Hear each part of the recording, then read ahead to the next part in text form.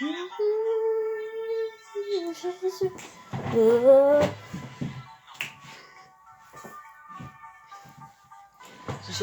peux pas, oh, je ne peux pas.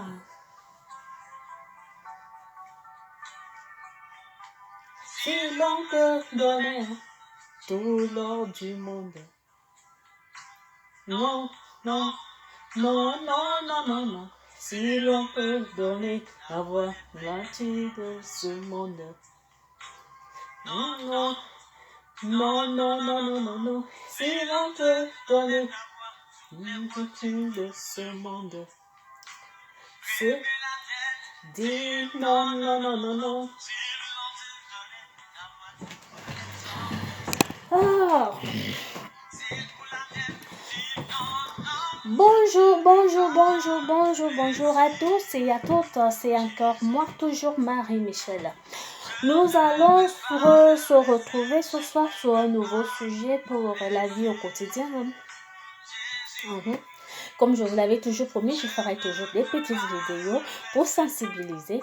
Alors aujourd'hui, nous allons parler des fausses amies. Parce que je me dis, en amitié, quand tu es en ami soit avec homme ou une femme, et l'ami doit être sincère. Parce que l'amitié dépasse la parenté. Ça dépasse, tu peux vraiment ne pas t'entendre avec les membres de ta famille, mais ton ami peut franchement te venir en aide. Ton ami peut être tout pour toi. L'ami, quand on parle de l'ami, c'est là où nous devons plus nous confier. Pas nous confier parce que nous nous confions en Dieu. C'est lui, celle que nous devons nous confier. Mais les amis, ça fait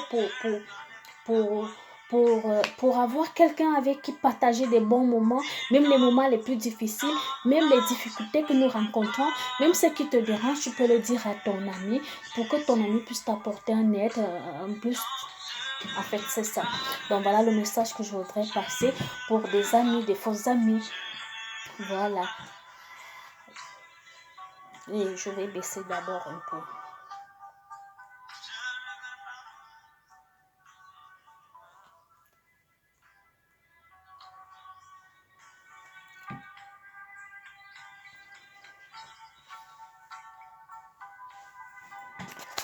Voilà. Alors, aujourd'hui, si j'ai choisi le terme des amis, c'est tout simplement parce que j'ai constaté que il y a certains amis, il y a certaines personnes avec qui nous sommes amis et pour eux, je ne sais pas comment ils prennent le mot amitié. Une comme moi, le mot amitié, quand je suis amie avec quelqu'un, je suis difficile à faire des amis, ça c'est vrai. Je peux avoir des connaissances, je peux parler avec plusieurs personnes, mais ce ne sont pas mes amis. Quand je déclare ami, ça veut dire c'est quelqu'un que je te fais confiance à 100%.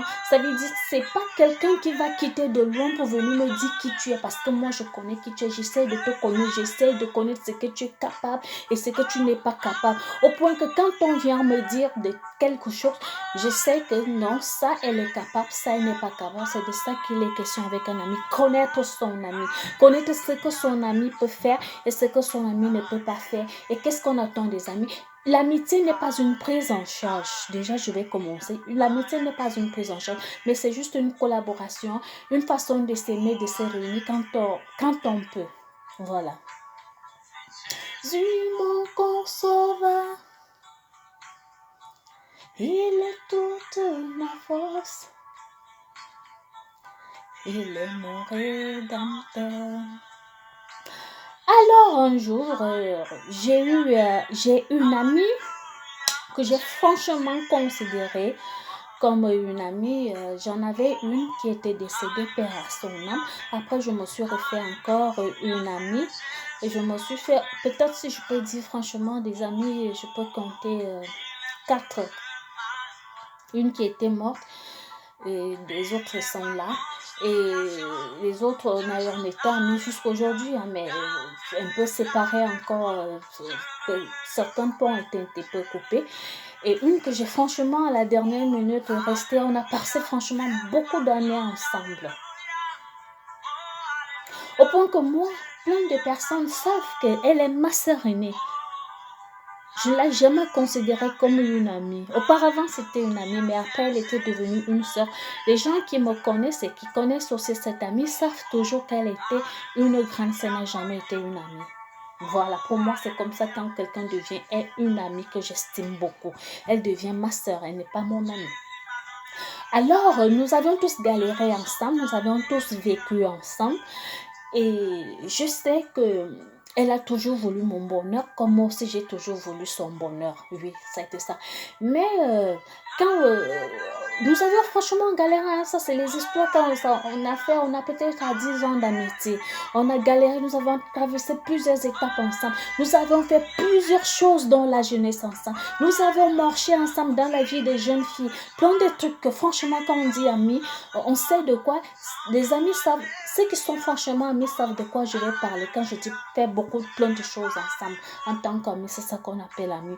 Au point que on a aussi dans à la vie chrétienne, la vie religieuse, nous sommes aussi, on a une même marraine à l'église. Donc ça veut dire que c'était franchement un lien très très fort. Donc c'est comme ça. Alors je me suis d'abord mariée avant ma copine. Pour moi, quand je me suis mariée, j'ai eu quelqu'un qui est venu de l'autre côté, ici en France, qui est venu m'épouser au Cameroun. Vous savez, ça n'a jamais été facile, tout a été franchement très difficile. Alors, vous connaissez toutes les gens qui se sont mariés entre les mariages franco-camerounais. Vous savez, cette démarche, elle n'est pas franchement facile. Alors, avec les problèmes de l'ambassade et tout, je me suis mariée. À un moment donné, mon amie, elle n'a jamais fait dans ce domaine, ne connaît pas. Ce qui est sûr, c'est que moi non plus, je ne m'étais jamais mariée avec ce genre de mariage. Et alors, quand il y a les problèmes, des difficultés, il faut aller vers les gens qui sont déjà dans le domaine, qui connaissent à peu près. Ça veut dire qu'il faut partir chercher recours à eux pour qu'ils puissent te orienter, pour qu'ils puissent te dire. C'est pas qu'elle ne me sert plus à rien, elle n'est pas dans le domaine, elle ne connaît pas, c'est plutôt moi qui va puiser les informations au cas où quand elle aussi serait dans la même situation et c'est moi qui pourrais l'orienter. Alors, c'était vraiment un moment le plus difficile, les amis. Pour moi, je doutais qu'elle était jalouse. Je disais non, c'est pas possible, elle ne peut jamais être jalouse. Une chose qui est aussi vraie, ben, une amie qui saute sur les moindres occasions. Ben, là, je suis partie un peu plus vite, j'ai oublié une base. Nous sommes allés quelque part pour faire du commerce.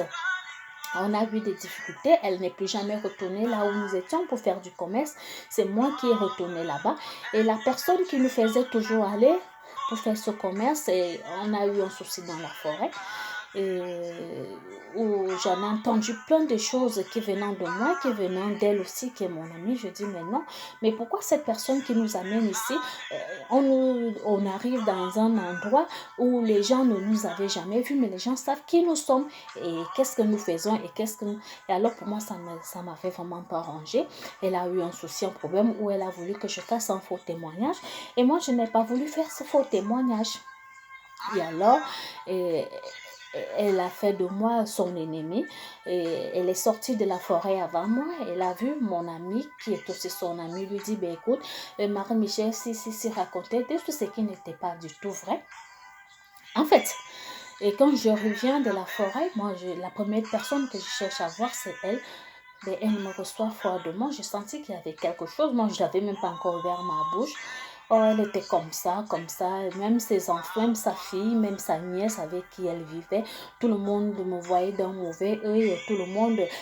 Franchement, ils ont vraiment manifesté. Ils ont vraiment montré leur mécontentement. Comme si j'étais franchement une mauvaise personne. Mais bon, j'ai gardé quand même... j'ai gardé mon courage et je me suis retenue pour dire mais non.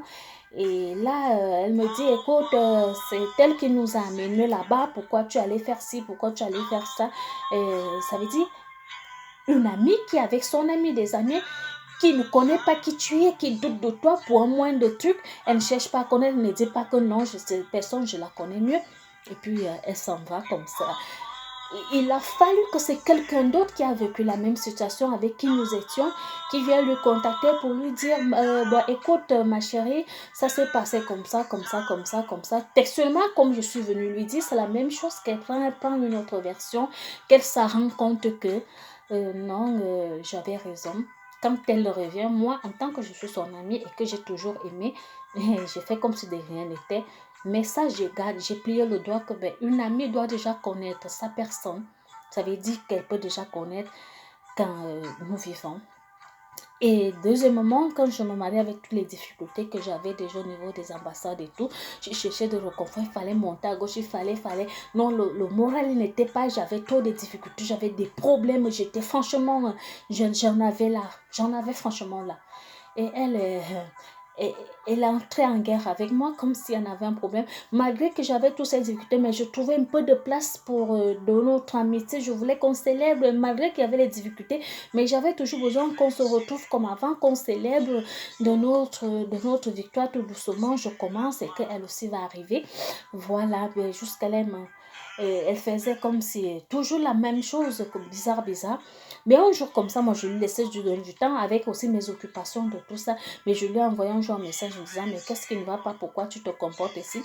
Mais elle m'a sorti une certaine liste. Oh, tu as fait que moi, j'avais deuil comme ça, tu n'es pas venu. Et ce deuil, je ne pouvais pas partir parce qu'il fallait que je puisse voyager pour trouver certains papiers qu'il fallait renvoyer. Et il fallait renvoyer. Et j'avais acheté un carton de vin rouge, un carton de vin rouge que je n'en avais pas dessous, que j'ai donné à une autre amie qui allait. Je lui ai dit, tu vas lui remettre ce paquet pour moi, pour les gens qui vont arriver. Elle peut me serait-ce que recevoir quelques de ses amis. Elle m'a gardé rancune. Elle a commencé machin. Une amie qu'on a connue encore ensemble, elle est plutôt partie s'attacher. Pour moi, je me suis dit, mais c'est quelle amie qui va toujours te laisser à bout de chemin? Franchement, une amie qui va toujours te laisser à bout de chemin, pour moi, c'est... Quand elle a fini de me dire ça, tout ce que moi je lui ai dit, ma soeur, je suis désolée, excuse-moi. Je voudrais vous dire aujourd'hui, faites attention que quelqu'un vous demande pardon quand cette personne ne vous a pas offensé, quand cette personne ne vous a rien fait, juste parce qu'elle veut la paix entre vous, juste parce qu'elle sait que tu es une personne importante, mais elle demande pardon parce que pour rien, en fait. Parce que toi, tu t'es fait tes idées, toi, tu t'es fait tes choses. Elle dit, pardonne-moi, juste parce qu'elle veut que l'harmonie revienne et qu'il y a la tranquillité et qu'il y a la paix. Franchement, évitez ça. Parce que quand quelqu'un te demande pardon pour rien, tu auras franchement des difficultés dans la vie, plus que ce qu'elle en a vécu. Et alors, à son tour, elle se marie, vraiment, c'était la catastrophe. Elle a eu double des problèmes que moi. Au point qu'un jour, elle est venue me dire, ma soeur, pardonne-moi, tu avais des problèmes au niveau des ambassades. Moi, je comprenais rien. J'étais harcelée, j'étais vilipendée. Je savais dire, j'étais franchement fait la merde, j'étais créé la merde. Vraiment, pardonne-moi, je pense que c'est ça qui me... Effectivement, c'est ça qui lui rattrapait parce que moi, j'ai halluciné. Je me demandais, qu'est-ce qui ne va pas? Mais avec tout ce que j'avais compris, c'était comme si comment on emploie ce mot-là? Quand tu es persécuté, une amie, ta propre soeur, elle te persécute. Je dis, mais ce n'est pas possible. Au point que quand ma soeur me persécute, je commence à lui demander pardon. Et elle en avait vécu plus dur que moi. Alors, je me dis que dans la vie, l'amitié, on doit connaître avec qui on fait l'amitié. Tu ne dois pas te mettre en amitié avec quelqu'un qui va toujours te lâcher en bout de chemin. Quelqu'un, quand un problème va arriver dehors, moi je suis capable.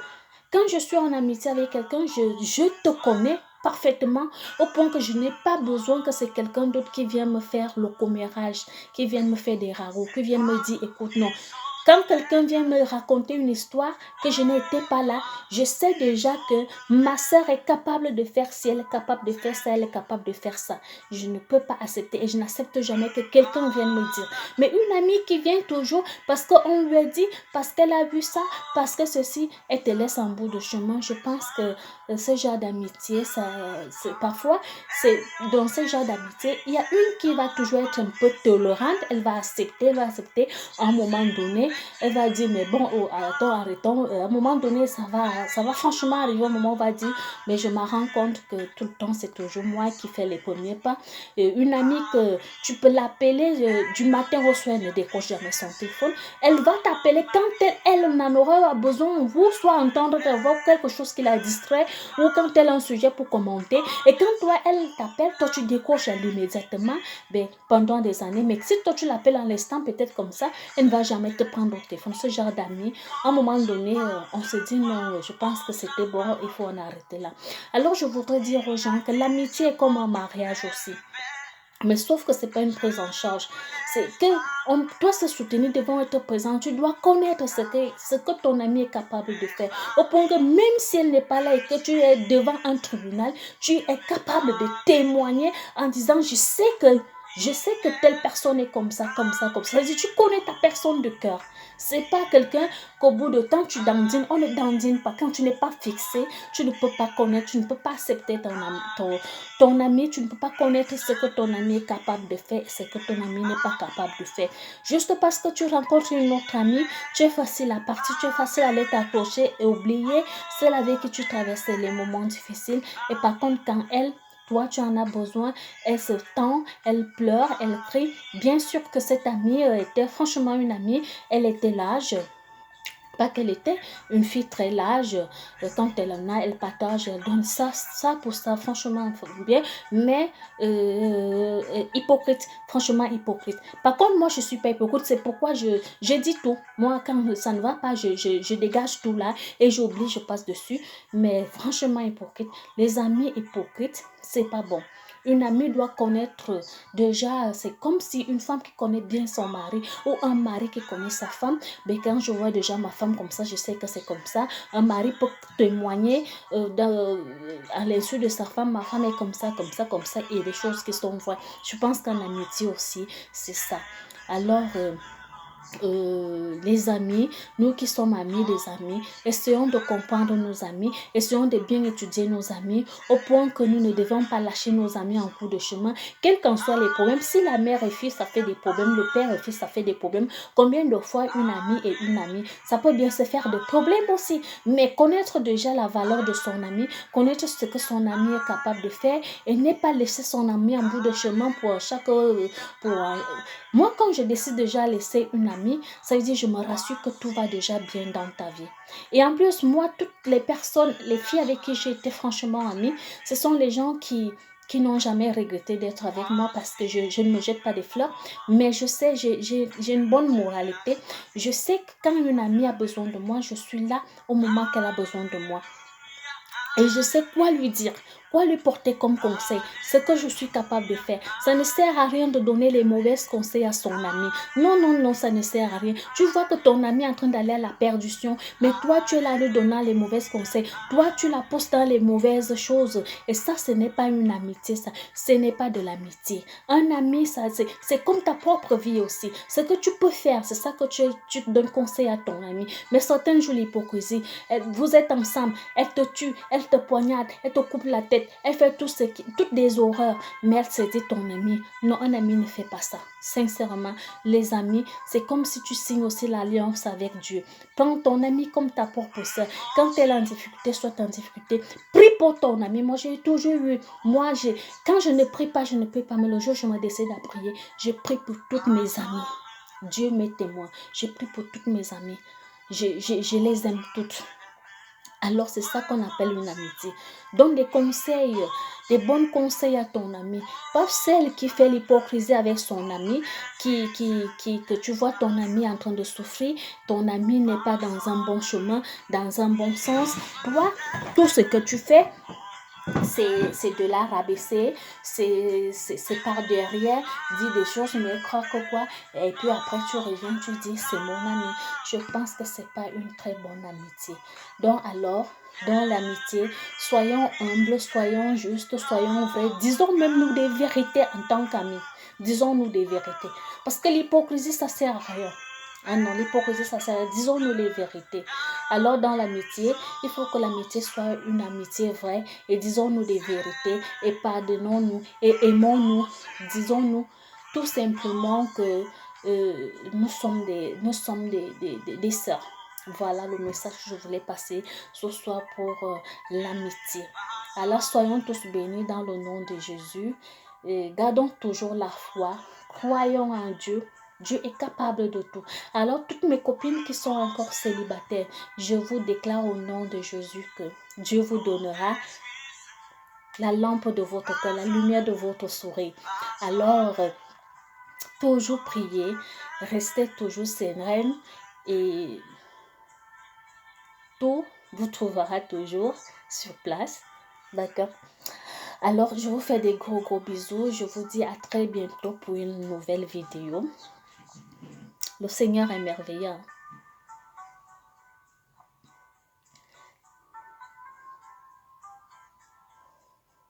Se manifester dans ta vie.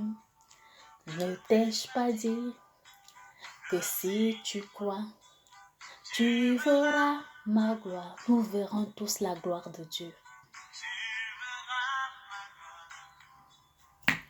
Se manifester dans ta vie. Ne t'ai-je pas dit que si tu crois, tu verras ma gloire. Tu verras ma gloire dans ta vie. Alors, je vous souhaite une très bonne nuit. Je vous fais des gros bisous. Et je vous dis à très bientôt.